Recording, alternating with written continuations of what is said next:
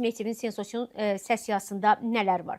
Haqqında 4 aylıq ev dustaqlığı qətimkan tədbiri seçilən prezident administrasiyasının sabiq rəhbəri Ramiz Mehtiyev Qarabağda əldə edilmiş qalibiyyət və dövlət rəhbərinin apardığı siyasətə münasibət bildirib. Demək, Ramiz Mehtiyev Manşet Azın suallarını cavablandırarkən jurnalistin ona "Cənab Prezident böyük uğurlar əldə etdi və bütün Qarabağ işğaldan azad edildi" sualına "Onunla bağlı mənə sual verməyin" deyə bildirib.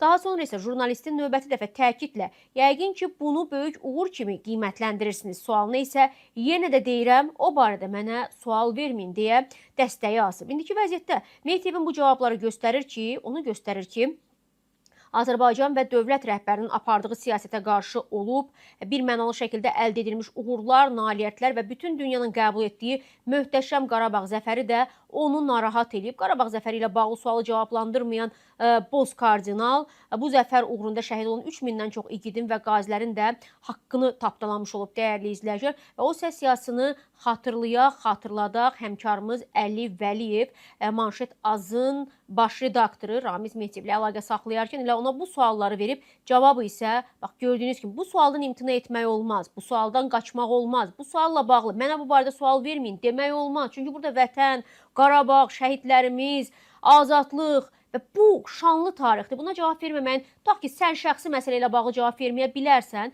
verilən hansısa demək istintaqla bağlı hansısa suala da cavab verməyə bilərsən. Bunlar anlaşılandır. Amma Qarabağ məsələn indi anlaşılandır. Amma məsələn illər öncə ki, bu zamanında olmuş bir müsahibədir. Ona niyə Ramiz Mehtiyev cavab verməyib və necə bir reaksiya verib dəyərli izləyicilər? İlk saniyədən etibarən dinləyək, izləyək həmin müsahibəni. Ramiz müəllim, cənab prezident böyük uğurlar əldə elədi. Bütün Dağlıq Qarabağ bilirsiniz, azad edildi. Mənə sual verməyin. Onlarla bağlı sual vermək. Yəni uğur kimi qiymətləndirirsiniz də yəqin ki bunu böyük bir uğurumuz kimi qiymətləndirirsiniz. Yenə deyirəm də mənə sual verməyin. İzlədiniz dəyərli izləyicilər. Yəni 2 dəfə jurnalist ard-arda soruşur, uğur kimi qiymətləndirirsinizmi bunu? Mənə bu barədə sual verməyin. Niyə? Nəyə görə? Səbəb nədir? Yəni Qarabağla bağlı, Qarabağın işğaldan azad edilməsi ilə bağlı, bizim azadlıq salnaməmizlə bağlı sual nəyə görə Ramiz Ənvəroviçi narahat edir? Bax, bu çox önəmli məqamdır. Digər səs yazılarına, digər verdiyi müsahibələri də qayıdacağıq, toxunacağıq dəyərli izləyicilər. Təbii ki, bu məqamda diqqəti cəlb eləyən demək yeni nüanslar var. Onları da sizinlə bölüşəcəyik, paylaşacağıq.